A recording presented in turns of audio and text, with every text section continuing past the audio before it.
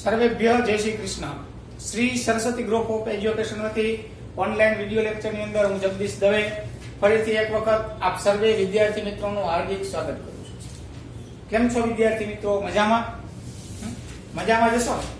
તો મિત્રો જોઈએ આપણે હવે આજના દિવસે સંસ્કૃત કક્ષા 10 ચેપ્ટર નંબર 8 સાક્ષી ભૂત મનુષ્ય અને એનો પ્રકાર કેવો છે તો કે નાટ્યાંશ. પાર્ટ 2 ની અંદર આપણે પાર્ટ 1 ની અંદર જોઈ ગયા કે ભાઈ મનુષ્ય તરીકે આપણી કઈક ફરજ હોવી જોઈએ. એ ફરજ આપણે બજાવવી જોઈએ. જો આપણે મનુષ્ય તરીકેની ફરજ ન બજાવીએ તો આપણામાં અને પશુની અંદર કોઈ પણ જાતનો કાંઈ પણ ફેરફાર છે નહીં. એક સુભાષિત એવી છે, આની પહેલા મેં તમને કીધું હતું કે માણસમાં અને પશુમાં કેટલી ફેરફાર હોય તો કે આહાર, નિંદ્રા, ભય આવું બધું પશુમાં પણ હોય અને માણસમાં પણ એના જેવું જ હોય છે બધું. ફક્ત એક બુદ્ધિથી માણસ અને પશુ બેમાં ફેર પડે છે. તો એનાથી વધીને સંસ્કૃત સાહિત્યમાં એક સુભાષિતકારે કીધું કે ભાઈ માણસ અને પશુ એમાં જો એ ખરેખર રીતે મનુષ્યત્વનો ઉપયોગ ન કરે, ખાલી જો માણસ જ બનીને રહે, એની અંદરની જો માણસાઈનો ઉપયોગ ન કરે તો માણસમાં અને પશુમાં શું ફેર ખબર? તો એને એવું કીધું કે ભાઈ તૃણમ ન ખાદન નપી જીવમાનમ, તૃણમ ન ખાદન નપી જીવમાનમ, કે ભાઈ એને એવા મનુષ્યને કેના કરતા તો કે ભાઈ પશુ કરતા પણ ખરાબ બતાવ્યું. અને એવું કીધું આ સુભાષિતમાં કે તૃણમ ન ખાદન નપી જીવમાનમ, કે ભાઈ પશુના સૌભાગ્ય સારા છે એટલા કે પશુના સૌભાગ્ય એટલા સારા છે કે માણસ છે ને એ ખડ ખાતો નથી. જો માણસ ખડ ખાતો હોત ને તો પશુઓ માટે રહેવા પણ ન દે. અત્યારે ઘણી વખત એવું બને ભલે ખાતો નથી તો આમ આમ ખાઈ જાય છે.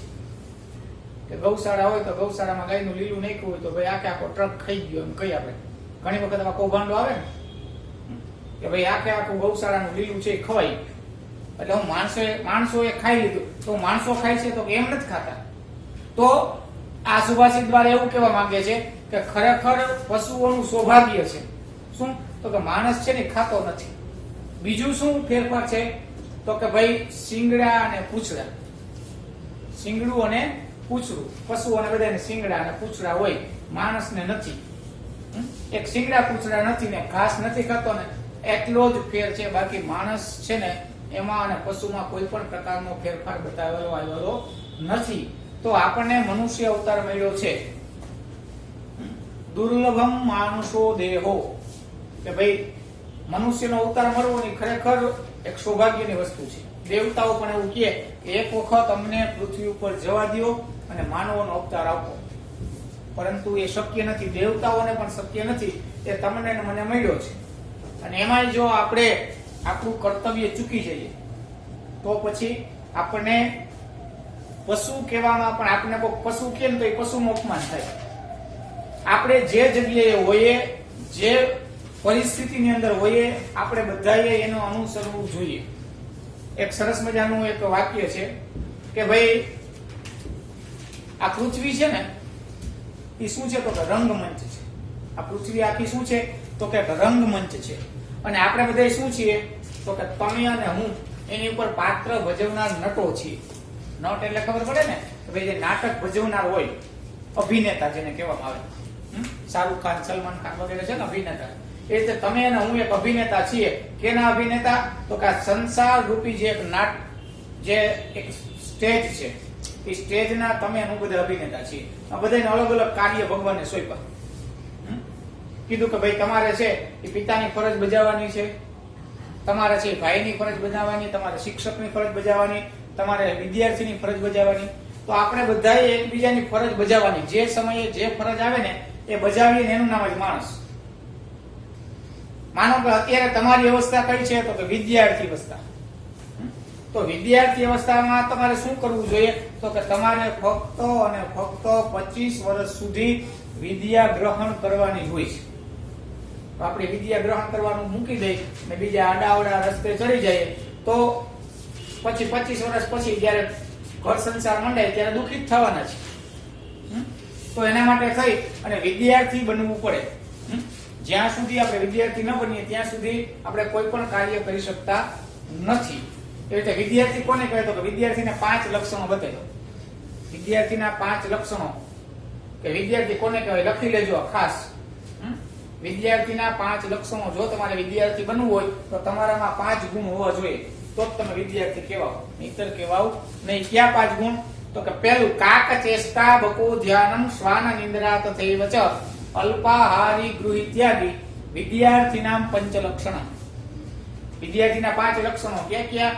તો કે સૌથી પહેલું કીધું કાક ચેષ્ટા, કાગડા જેવી ચેષ્ટા એટલે કે બુદ્ધિ. ચતુર કાગડો, તમે જોજો કાગડાને શું કહેવાય? ચતુર. તો કે વિદ્યાર્થીમાં ચતુરાઈ હોવી જોઈએ. બીજું તો કે બકો ધ્યાનમ, બગલા જેવું ધ્યાન, એક ચિત્ત. બગલો ઉભો હોય પાણીમાં, એક પગે ઉભો હોય ને આપણે દૂરથી જોઈને કેવો બિચારો આમ લાગે, એક પગે ઉભો લઈને ભગવાનનું તપસ્યા કરે એવું લાગે ને. એક પગે ઉભો હોય પણ એના ઈ એક પગની અંદરથી એક પણ માછલી ત્યાંથી છટકીને જઈ શકે નહીં, એનું એવું તેજ ધ્યાન હોય, બગલા જેવું ધ્યાન. પછી શ્વાન નિંદ્રા, શ્વાન કહેતા કૂતરો, કૂતરા જેવી નિંદર હોવી જોઈએ. કૂતરું કદાચ તમે રાત્રિના ગમે એવા સમયે ગમે એવી નિંદરમાં સૂતું હોય અને તમે બાજુમાંથી નીકળો એટલે ફટ રોગાનું બેઠું થઈ જાય. બેઠું ન થાય તે વખત આંખો ખાલી જોઈ તો લઈએ જ, જોઈ લે. અને આપણા માથે ઢોલ વગાડ્યા હોય તો આપણે 2 વાગ્યા સુધી રાત્રે નિશાચરોની જેમ રખડીએ અને પછી સવારમાં ઉઠાડે આપણે મમ્મી તો પુવા દે ને 5 મિનિટ. તો કે વિદ્યાર્થીના લક્ષણો નથી. કૂતરા જેવી નિંદર હોવી જોઈએ વિદ્યાર્થી અવસ્થામાં, કે જરાક પણ કોઈ અવાજ થાય એટલે પરવાર બેઠું થઈ જવું જોઈએ, ચિંતા હોવી જોઈએ. પછી તો કે અલ્પાહારી, અને જમવું ઓછું જોઈએ. આપણી બપોરની સ્કૂલ હોય અને બપોરે ફૂલ જમીન આવ્યા હોય, પછી અહીં સ્કૂલમાં આવીને એકાદ ખૂણો ગોતી લઈ, બેન્ચનો ટેકો લઈ લે, પંખો ચાલુ હોય ઉપરથી, સર ભલે ભણાવતા હોય, આપણે નાસ્તો રખડતા હોય. તો કે એવું થાય નહીં. તમારે જે ભૂખ લાગી હોય, આયુર્વેદનો નિયમ છે કે જેટલી પણ ભૂખ લાગે ને એના કરતા 1 રોટલી ઓછી ખાવી. તો અલ્પાહારી અને ગૃહી ત્યાગી એટલે કે ઘરનો ત્યાગ કરીને ભણવાનું. પહેલાના સમયની અંદર જે ઋષિકુળ ગુરુકુળો નથી ને, તો ત્યાં જઈને ભણવાનું, ઘરથી છેટાડીને ભણવાનું. આવા જે એનામાં લક્ષણ હોય, આવા જે ગુણો હોય એને વિદ્યાર્થી કહેવાય. તો એવી રીતે આપણે માણસ છીએ, તો માણસની અંદર જો માણસાઈ ન હોય ત્યાં સુધી બધું નકામું છે.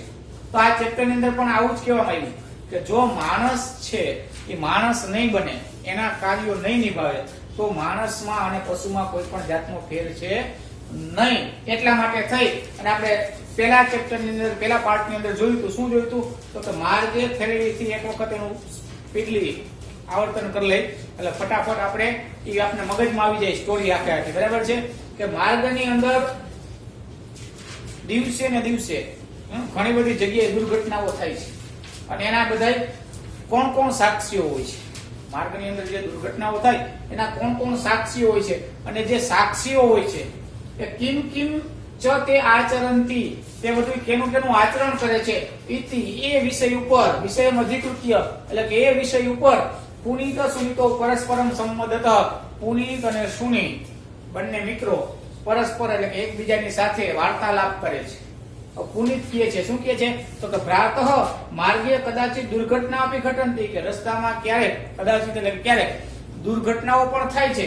તત્ર ત્યારે પ્રાયઃ પ્રસ્તારદયો જળ પદાર્થઃ ગવાદય પશવ મનુષ્યાશ્ચેતિ ત્રયોઃ સાક્ષીણા ભવંતિ, કે જ્યારે જ્યારે માર્ગ ઉપર દુર્ઘટના થાય ત્યારે પથ્થર વગેરે જળ પદાર્થો, ગાયો વગેરે પશુઓ અને મનુષ્યો, આ 3 એના મુખ્યત્વે સાક્ષીઓ હોય છે.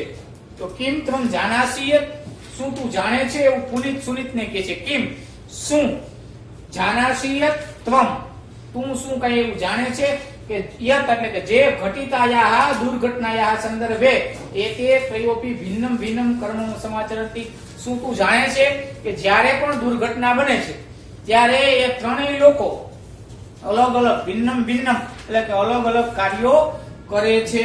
એટલે સુનિત કહે છે કે અહમ ન જાણામી, હું કઈ જાણતો નથી.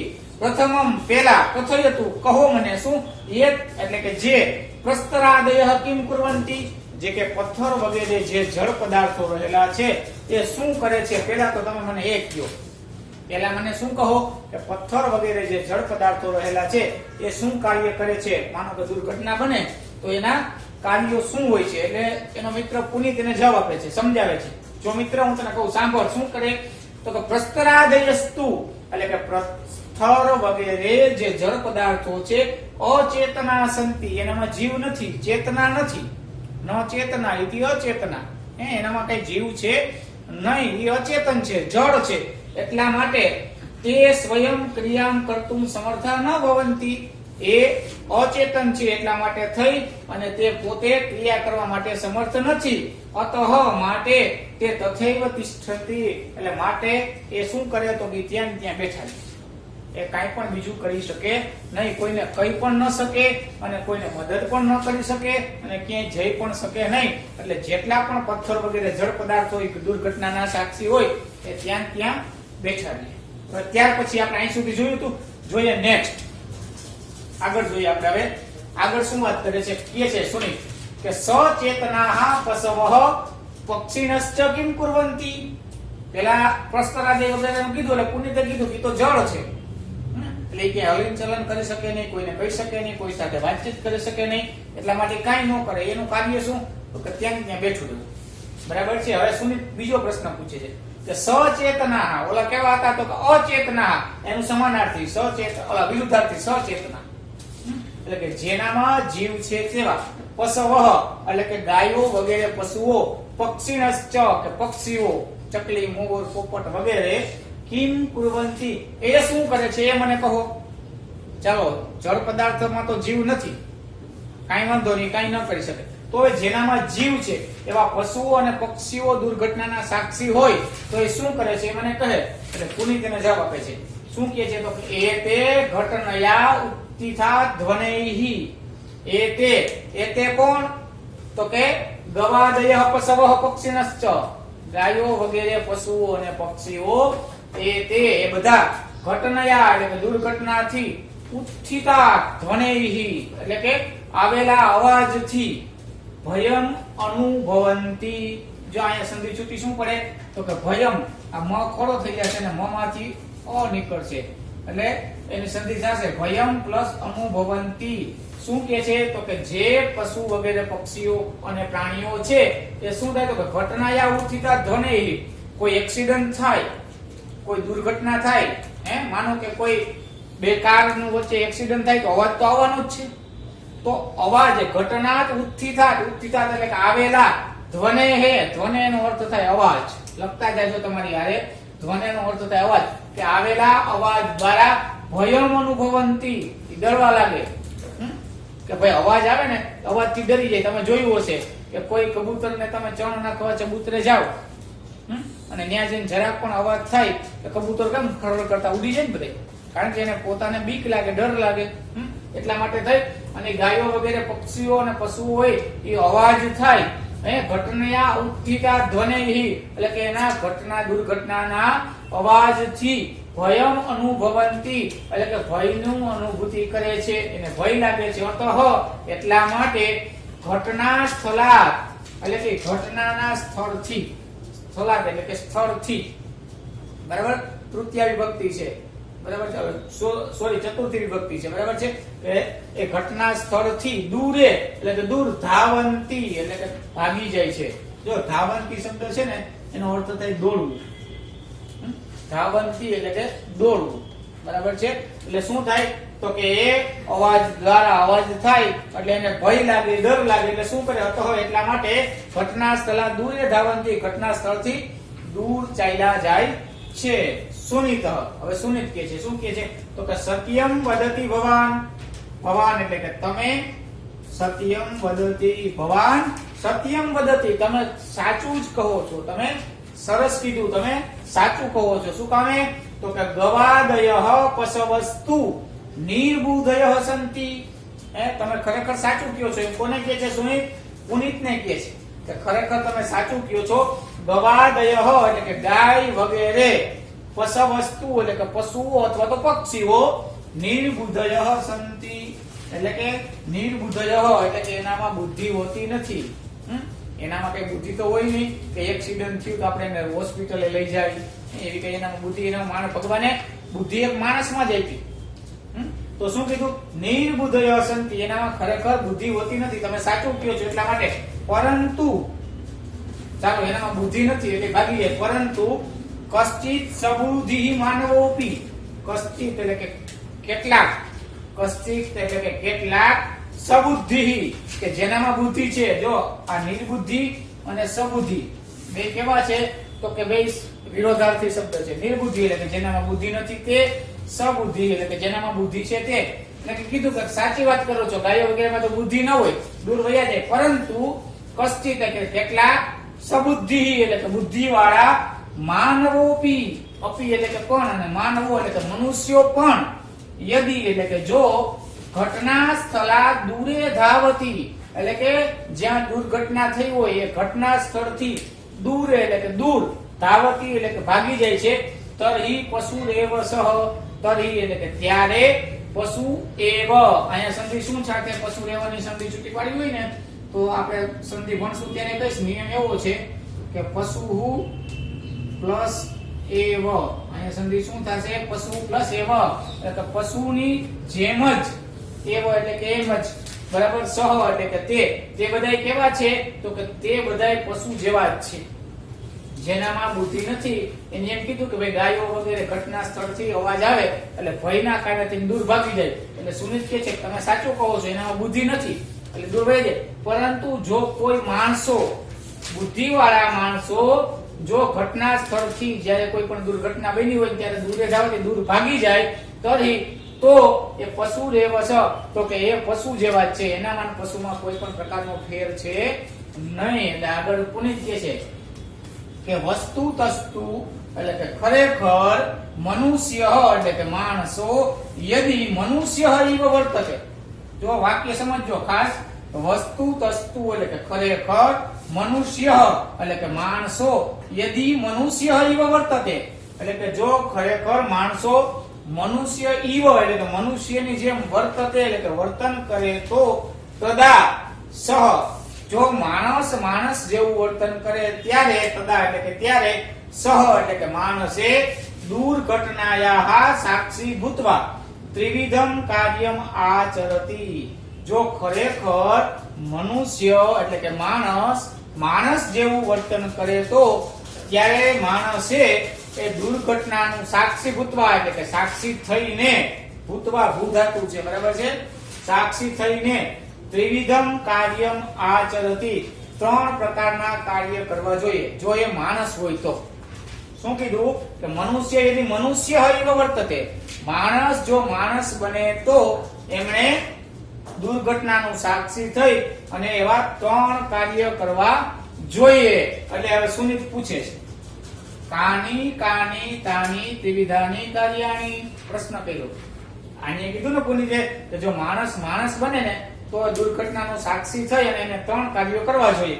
એટલે હવે સુનિત કહે છે કાની કાની તાની ત્રિવિધાની કાર્યાણી, કાની એટલે કે ક્યાં, કાની એટલે ક્યાં, તાની એટલે કે તમે જે કહો છો તે, ત્રિવિધાની કાર્યાણી તમે જે ત્રણ કાર્યો કહો છો એ ક્યાં છે, તમે જે કહો છો મનુષ્ય માણસ બને તો ત્રણ કાર્ય કરવા જોઈએ, તો એ ત્રણ કાર્યો ક્યાં છે મને તમે કહો.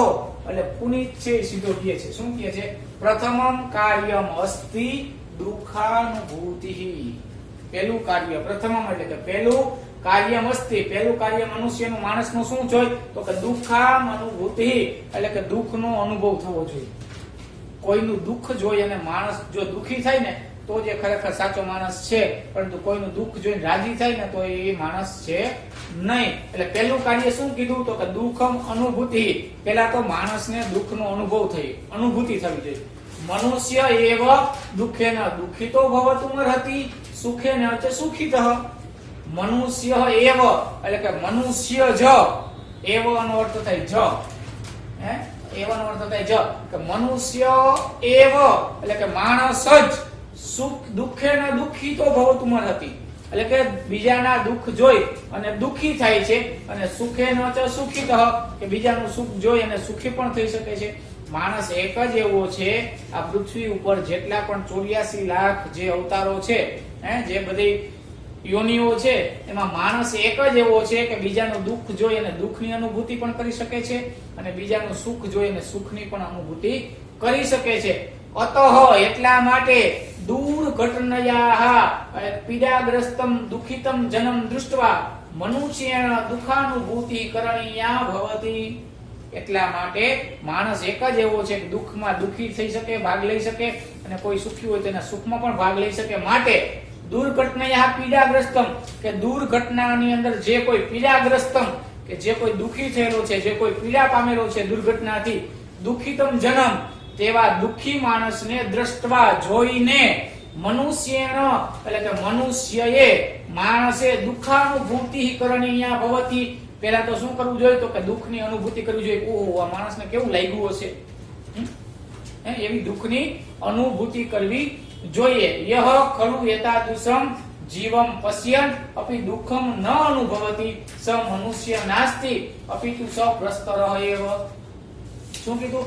કે દુઃખની અનુભૂતિ કરવી જોઈએ. અને પછી આગળ શું કીધું? યહ એટલે કે જે, ખલુ એટલે કે ખરેખર. ખલુ શબ્દનો અર્થ અહીંયા લેવામાં આવ્યો ખરેખર. યહ એટલે કે જે ખરેખર એતાદૃશમ જીવમ પશ્યન. એતાદૃશમ એટલે કે આવા, જીવમ એટલે કે જીવને, પશ્યન જોઈને, આવા જીવને જોઈને. કેવા જીવને જોઈને? તો કે દુઃખી જીવને, પીડાવાળા, દુર્ઘટનાથી જે પીડાયેલો છે, દુઃખી છે, દુઃખી માણસને જોઈને દુઃખમ ન અનુભવતી, જેને દુઃખનો કોઈ અનુભવ થતો નથી, સ મનુષ્ય નાસ્તિ એ માણસ જ નથી. એ કોણ છે? તો કે માણસ જ નથી. અપિતુ સ પ્રસ્તરઃ એવ અને તે કોણ છે? તો કે તે પથ્થર જેવો જળ પદાર્થ છે.